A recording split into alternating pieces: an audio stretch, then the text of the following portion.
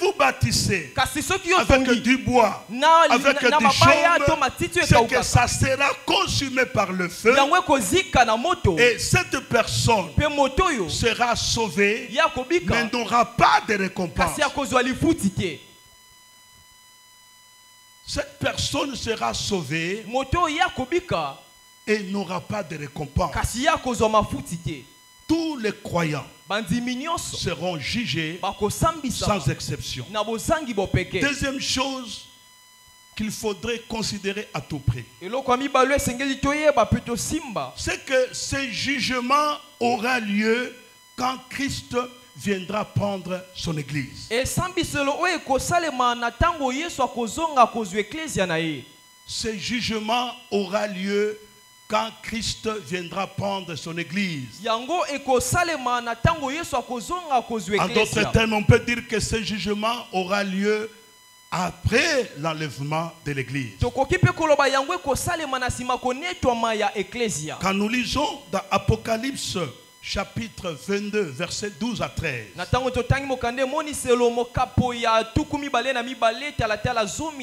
Bible dit, voici, je viens bientôt. Et ma rétribution est avec moi, pour rendre à chacun selon ce que son œuvre. Je suis l'alpha et l'oméga, le premier et le dernier, le commencement et la fin. Christ dit très bien, je viens bientôt, mais je viens avec ma rétribution pour rendre à chacun selon son œuvre. Même lorsque nous allons dans l'évangile selon Jean, dans Jean chapitre 14, Jésus s'adressait à ses disciples au verset 2 à 3. Il leur dit, il y a plusieurs demeures dans la maison de mon Père. Si cela n'était pas, je vous l'aurais dit. Je vais vous préparer une place. Et lorsque je m'en serai et que je vous aurai préparé une place, je reviendrai et je vous prendrai avec moi, afin que là où je suis, vous y soyez. Donc, le jugement et les récompenses se feront lors de l'enlèvement de l'église. Jésus parlant à ses disciples, il dit, je m'en vais, mais je m'en vais vous préparer une place. Et lorsque j'aurai fini de vous préparer une place à chacun, je rentrerai, je retournerai vous prendre. C'est ça l'enlèvement de l'église. Et quand vous allez plus loin, dans 1 Thessaloniciens chapitre 4, à partir du verset 13, là vous verrez les détails, comment l'apôtre Paul explique la manière dont l'enlèvement de l'église se fera.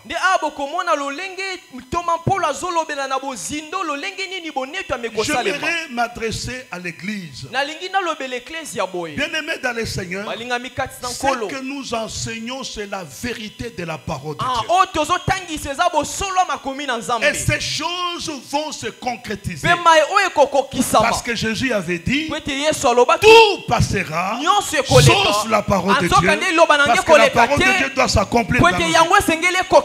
Et l'apôtre Paul, lorsqu'il parle de l'enlèvement de l'église, il s'adresse aux chrétiens de Thessalonique en leur disant que vos cœurs ne se troublent point. Ne restez pas dans l'agitation. Ne restez pas dans la tristesse à cause des personnes chères que vous aurez perdues. Il leur dit voici comment les choses vont se dérouler. Au son de la trompette de l'archange, les morts en Christ vont ressusciter premièrement. C'est-à-dire tous ceux qui sont morts en Christ, toutes ces personnes qui ont eu à donner leur vie à Christ, partout où ils sont, à travers le monde, partout où ils se retrouvent, au son de la trompette, ils vont ressusciter. Pourquoi ils vont ressusciter? Parce que Jésus, la personne à qui nous avons cru, lui-même était aussi ressuscité. C'est la raison pour laquelle tous ceux qui croient en Jésus-Christ, la même puissance du Saint-Esprit qui a ressuscité Jésus, c'est la même puissance qui ressuscitera tous ceux qui ont cru en Jésus lorsque la trompette sonnera. Amen. Amen. Ils ressusciteront et ils iront tous à la rencontre du Seigneur dans les airs. Et il dit que nous, les vivants à cette période, ceux qui seront vivants à cette période, ils seront changés, ils seront transformés et ils iront tous à la rencontre du Seigneur dans les airs. Concernant l'enlèvement de l'église, Christ ne mettra pas ses pieds sur la terre. Il va s'arrêter dans les airs. C'est là où il y aura la rencontre avec Christ. Oh, j'ai toujours prié de ne pas rater ce rendez-vous. Ne rate pas ce rendez-vous. Ne rate pas ce rendez-vous. Parce que ne crois pas que quand sur la terre, les gens vont tout simplement disparaître. C'est ça l'enlèvement. Imaginez-vous, vous êtes dans un avion et que le pilote est chrétien et que l'enlèvement s'est fait. Le pilote part. L'avion va terminer où? Imaginez-vous, vous êtes dans une voiture, le chauffeur, l'enlèvement arrive, nous partons. Ça sera en clin d'œil. En clin d'œil, nous partons. Ça ne sera pas le problème. Les gens vont seulement constater qu'il y a eu disparition. Dans Acte 1, on nous parle de l'enlèvement de Jésus. Dans Genèse, on nous parle de l'enlèvement d'Enoch. Et dans 1, on nous parle de l'enlèvement d'Élie. Ils sont montés en un clin d'œil. C'est de la même manière que nous aussi, nous monterons. Mais la vie sur terre va continuer. La vie sur terre va continuer. Et nous qui serons enlevés, nous serons avec le Seigneur. Et quand nous serons avec le Seigneur, avant que nous entrons dans la fête des noces, c'est là où il y aura le jugement. C'est comme ça que nous disons que le jugement aura lieu lorsque Christ viendra chercher son église. Troisième chose qu'on doit connaître, c'est qu'il n'y a pas d'autre juge que Christ lui-même. Il n'y a pas d'autre juge que Christ lui-même. Dans Jean chapitre 5, le verset 22, il dit que le Père ne juge personne, mais il a remis tout jugement au Fils. Donc c'est Christ qui sera notre juge. En dehors de Christ, il n'y aura pas un autre juge. Quatrième chose que nous devons connaître concernant le jugement, ce que nous devons comprendre, c'est que la Bible parle du jugement des croyants comme de quelque chose de sérieux et de solennel. Donc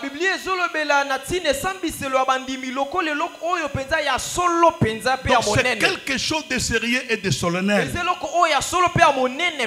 Parce qu'elle me dit très clairement dans 1 Corinthiens chapitre 3 verset 15.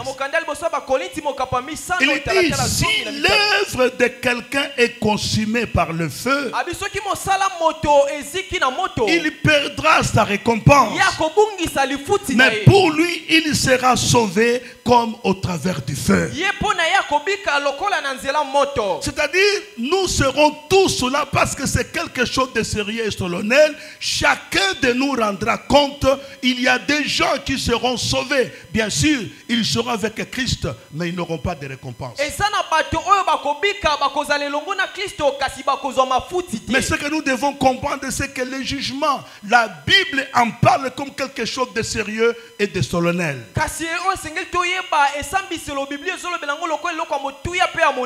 Dans 2 Jean chapitre 1 verset 8, l'Abbé dit, prenez garde à vous-même, afin que vous ne perdrez pas le fruit de votre travail, mais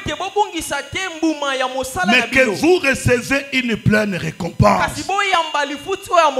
Donc il faudrait que chacun puisse prendre conscience qu'il y a un jugement qui nous attend. En prenant conscience qu'il y a un jugement qui nous attend, cela va réglementer notre conduite, notre comportement ici sur la terre. Cela aussi va réglementer notre façon de servir. Notre façon de servir changera. Parce que tout ce que nous allons apporter comme contribution pour l'avancement de l'œuvre de Dieu, pour l'avancement du royaume de Dieu, sera récompensé. Deuxième partie à ce qui concerne les récompenses. En ce qui concerne les récompenses des croyants, ce que nous devons comprendre, c'est que les récompenses sont représentées souvent sous forme de couronnes.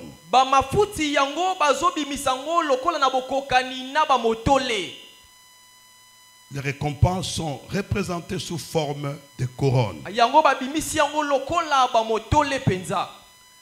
Et les récompenses, c'est quelque chose que chacun recevra. Mais nous recevons ces récompenses, je l'ai dit, quand nous serons avec le Seigneur après l'enlèvement. Mais j'aimerais aussi parler des récompenses que Dieu donne aussi quand nous sommes encore ici sur la terre. Quand vous lisez Exode chapitre 23, à partir du verset 25, Dieu donne des promesses à ceux-là qui sont à son service, à ceux-là qui les servent avec dévouement, à ceux-là qui les servent avec sacrifice. En s'adressant à Israël, il dit en ces termes: vous servirez l'Éternel votre Dieu. Il bénira vos pains. Il bénira vos eaux. Donc quand on sert Dieu, Dieu bénit la personne qui le sert. Peuple de Dieu, écoutez-moi. Il y a des choses que vous recevrez par la prière, mais il y a aussi des choses que vous recevrez par votre façon de servir. Parce que lorsque vous êtes au service de Dieu, Dieu s'occupera de vous, Dieu s'occupera de vos problèmes, Dieu s'occupera de tout ce qui vous encadre, parce que Dieu sait que cette personne est à mon service. Mais le grand problème, c'est que comment nous faisons ce service. Il y a plupart aimeraient faire le service, peut-être qu'on puisse le voir. Aujourd'hui, beaucoup de gens aimeraient beaucoup plus apparaître. Et c'est bien, tu peux apparaître devant les gens. Mais ce que tu fais, ça contribue pour le royaume de Dieu ou ça ne contribue pas. Pour que ça contribue, c'est Dieu qui doit approuver cela. La manière dont toi tu le sais, la manière dont tu te comportes, c'est Dieu qui approuvera cela. Aujourd'hui, nous aimerions que le monde nous acclame et que le monde puisse dire des choses comme on peut le dire aujourd'hui, comme on le fait aujourd'hui. Ce n'est pas un problème. Le monde peut t'acclamer. Est-ce que Dieu t'acclame aussi? Alléluia. Amen. Alléluia. Amen. C'est ça le problème que nous avons aujourd'hui. Servir Dieu, ce n'est pas le végétarien. Ce n'est pas ça. De toute façon, un homme qui apparaît en public sera toujours connu. C'est ça le principe.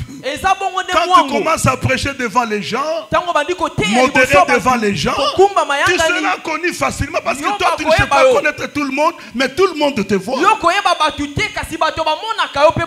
ce n'est pas le végétarien. Ce n'est pas ça qui compte. Mais ce qui compte, quand nous servons, avec quelle disposition de cœur?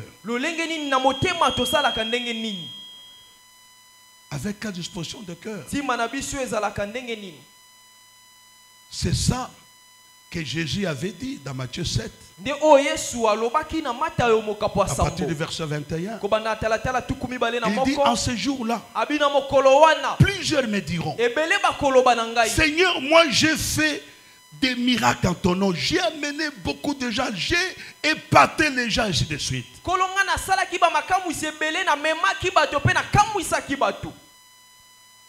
Il avait dit, le Seigneur dira, éloignez-vous de moi. Je ne vous ai jamais connu. Vous qui commettez l'iniquité. Voyez, ces gens-là vont déclarer qu'ils ont eu à servir. Mais ils ont servi de quelle manière? Pour que ton service et que tu puisses recevoir une récompense, ça doit être approuvé par Dieu lui-même. C'est comme ça que j'ai toujours aimé les témoignages de Dieu que les témoignages des hommes. Vous savez, quand Dieu parle de Job, Dieu a vu ce que Job était. Et il témoigne même devant Satan. As-tu vu mon serviteur Job? Vaut mieux que tu sois appelé serviteur par Dieu et non pas par les hommes. Parce que quand Dieu t'appelle serviteur, c'est qu'il te connaît. Et c'est lui qui t'a appelé. Il te connaît. Il te connaît par ton nom. Et il peut dire, celui-là, c'est moi qui l'ai choisi. Parce qu'aujourd'hui, il y a des gens à qui on distribue les ministères. C'est bien beau. Est-ce que Dieu te connaît? Tu risquerais d'être dans les lots de ces personnes où Jésus dira, je ne vous ai jamais connu. Mais Dieu déclare pour Job, Satan, as-tu vu mon serviteur Job? Un homme intègre. Il n'y a personne qui soit comme lui. Mais si Dieu doit rendre témoignage de toi, qu'est-ce qu'il dira?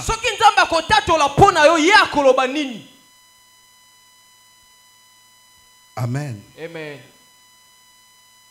Donc les récompenses, comme nous le disons, premièrement, ça sera sous forme de couronne. C'est comme ça quand vous lisez dans 1 Corinthiens chapitre 3 verset 14.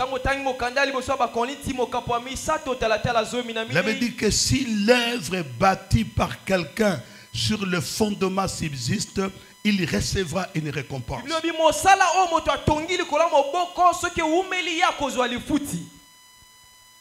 Je le disais, sur la terre, Dieu nous récompense de plusieurs manières. Quand vous continuez à lire Exode 23, verset 26, vous allez voir les promesses que Dieu fait à tous ceux-là qui sont à son service. Mais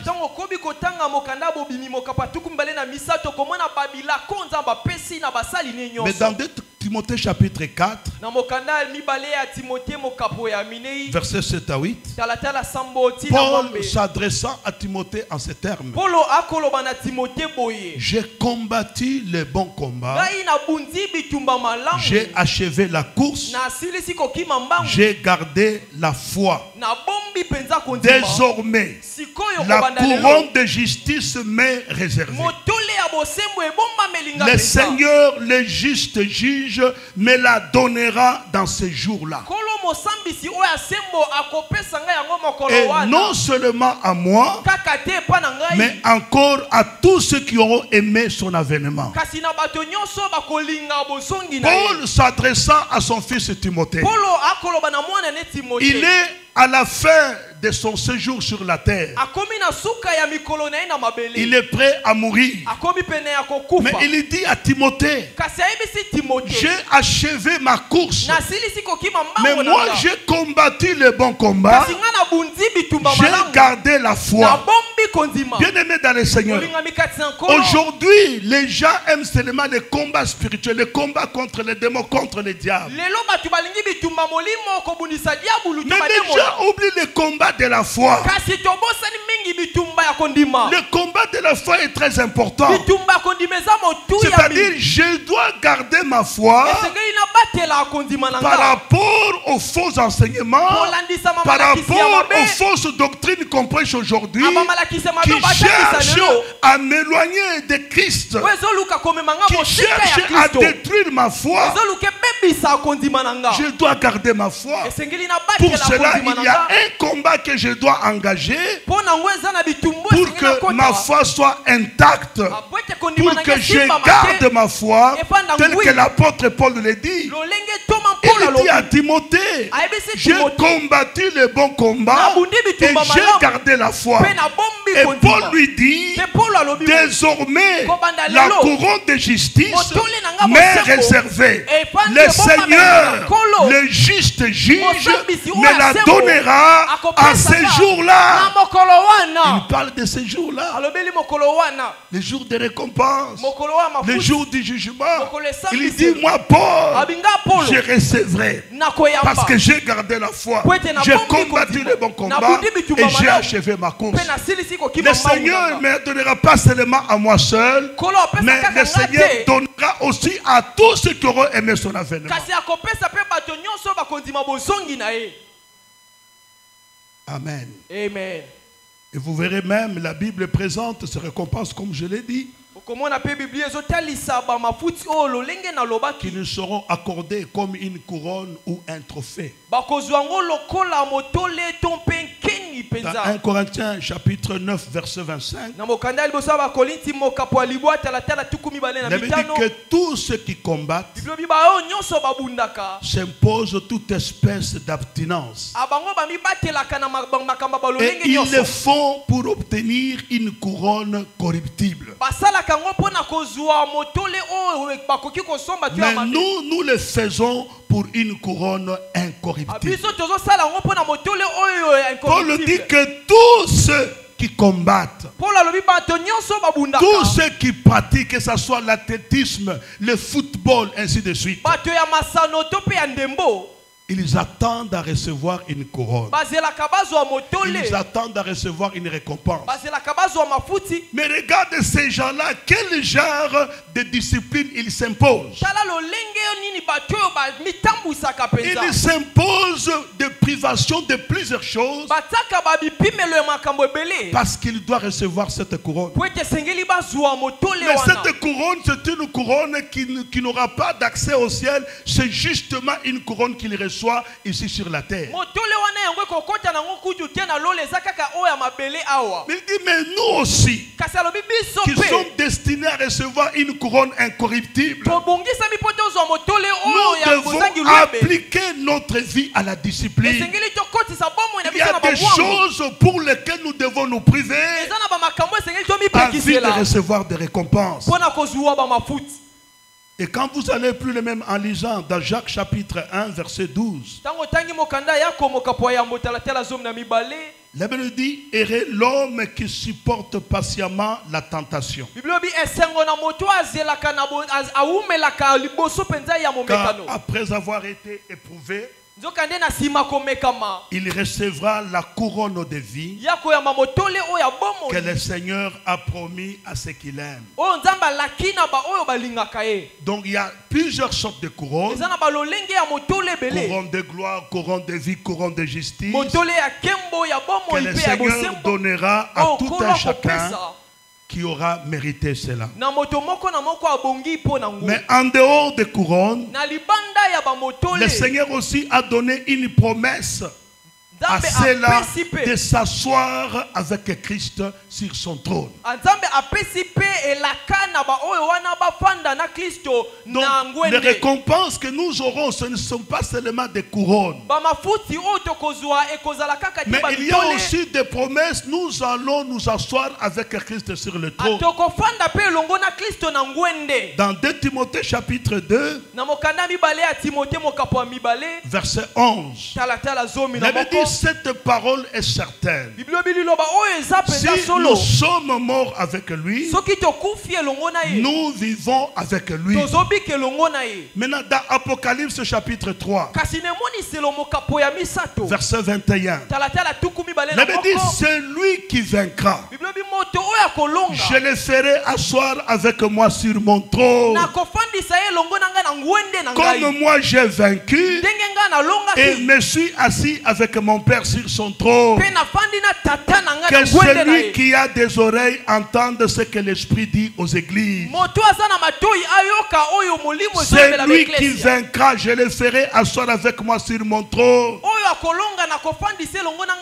Comme moi j'ai vaincu et me suis assis avec mon Père sur son trône. C'est lui qui a des oreilles entende ce que l'Esprit dit aux églises. Nous régnerons avec Christ.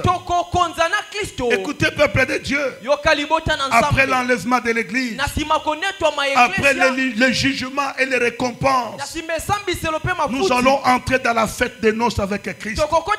Et nous demeurerons toujours avec Christ. Mais ici sur la terre, la vie va continuer. Et si sur la terre, il y aura l'apparition d'un homme qu'on appellera Antichrist. Et on en a déjà parlé de cet homme, je ne vais pas revenir sur ça. Cet homme va régner. Les gens vont l'adorer. Les gens vont l'acclamer. Et c'est lui qui se présentera comme Antichrist, c'est-à-dire l'opposé de Christ. Mais Christ viendra ensuite pour mettre fin au règne de l'Antichrist. Donc à la fin de cette période que nous appelons la période de tribulation, Christ descendra du ciel avec les saints, avec l'église. Et cette fois-là maintenant, il posera ses pieds sur le mont des Oliviers. Parce que dans Actes chapitre 1, quand Christ est monté, c'était à partir du mont des Oliviers que Christ est monté en présence des disciples. Les anges ont dit aux disciples, c'est Jésus que vous voyez monter au ciel reviendra de la même manière. Donc la deuxième phase du retour de Jésus avec l'église, c'est pour mettre fin au règne de l'Antichrist. À ce moment-là, Jésus posera ses pieds sur la terre, sur le mont des Oliviers.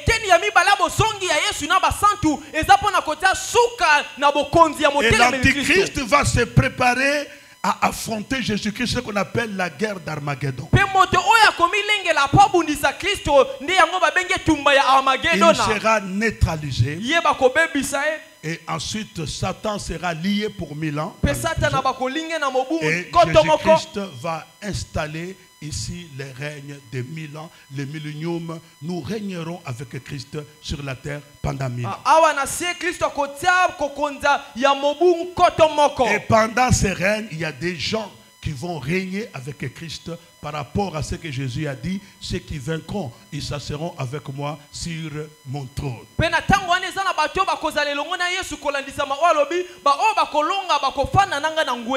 C'est la vérité de la parole de Dieu. Le jugement et les récompenses des croyants. Que Dieu bénisse sa parole. Nous voulons prier le Seigneur.